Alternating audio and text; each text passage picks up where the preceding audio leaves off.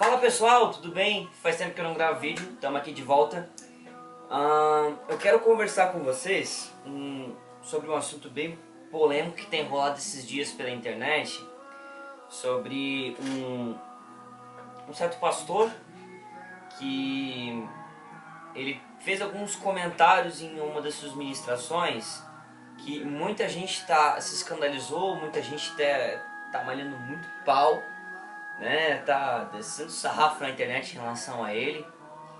E eu queria dar a minha opinião, né? Eu sei que eu sou o menor de todos para falar alguma coisa, mas eu sei que a minha palavra também existe algo, que eu também penso algo, então eu também queria estar expondo isso para vocês. Bom, qual a minha opinião sobre o assunto? A minha opinião sobre o assunto é que eu não concordo, né? Sobre a questão de a Bíblia ser atualizada. Primeiro que a Bíblia não é um livro velho, nunca foi, jamais será. Deus ele sempre faz as suas conexões, mesmo que tempos são diferentes ali, mas da mesma forma Deus faz as suas conexões. Mas uma coisa que me deixa triste, entristece o meu coração, é a resposta a qual os cristãos estão dando perante isso. Porque assim, é claro, o cara fez errado, o cara falou que não devia, tanto que depois ele tentou se explicar, né, mas acabou não conseguindo muito, né? Mas o que me entristece é ver um monte de gente que se diz cristão na internet fazendo brincadeiras, tiração de sarro, e todo tipo de coisa que a gente possa imaginar.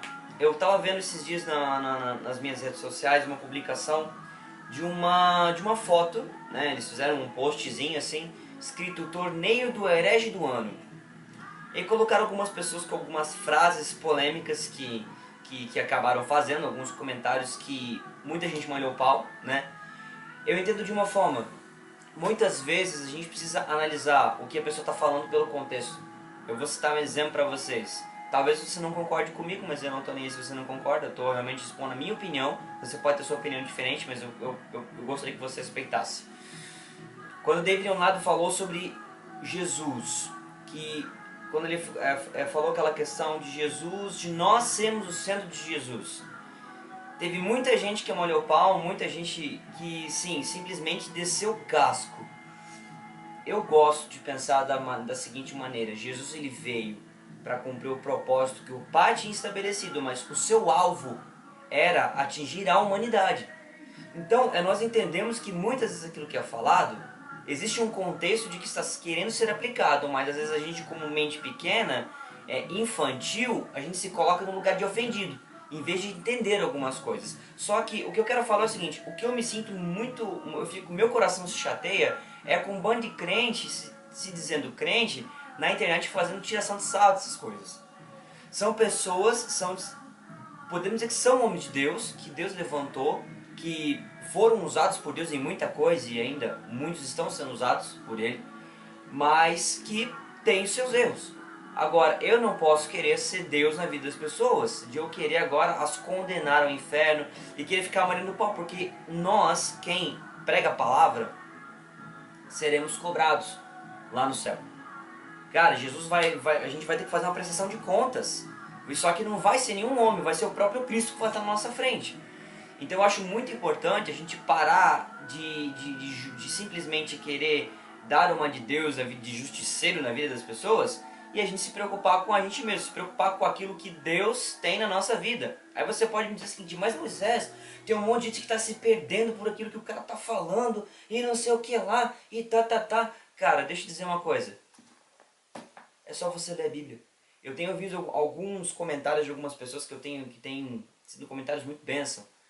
E, cara, você não precisa ser nenhum teólogo para entender que tem coisas que, por exemplo, como essa da Bíblia precisa ser atualizada, que não é que isso é antibíblico.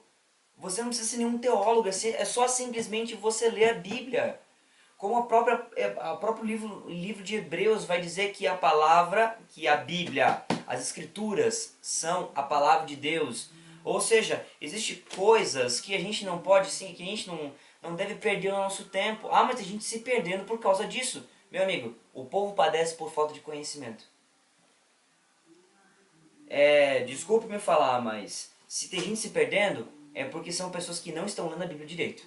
São pessoas que não estão meditando dia e noite, não são pessoas que estão se preocupando em ler aquilo que a Escritura está falando.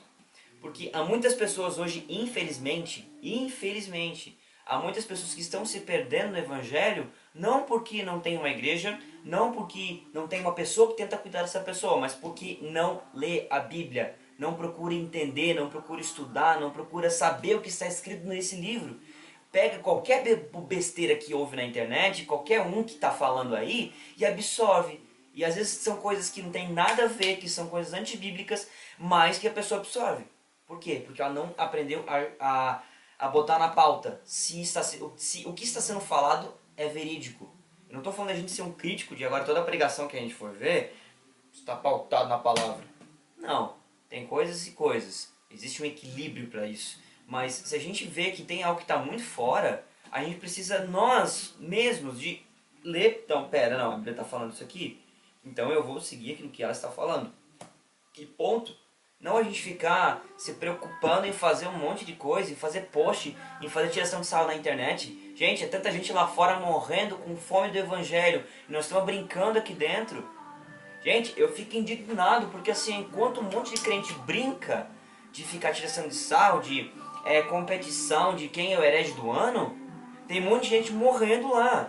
Existe uma competição no mundo de quem morre primeiro, sem o Evangelho. Quantas pessoas estão morrendo por dia hoje, sem salvação? Quantas pessoas com câncer estão morrendo que poderiam ser salvas, talvez em uma oração? Quantos enfermos que estão cada vez entrando mais forte nisso, por falta de alguém que ore? Quantos jovens estão se drogando hoje, por falta de alguém dizer assim, cara, existe algo, uma palavra de vida para a sua vida, existe algo que é muito melhor do que a droga, que a prostituição, que o álcool? Quanta gente!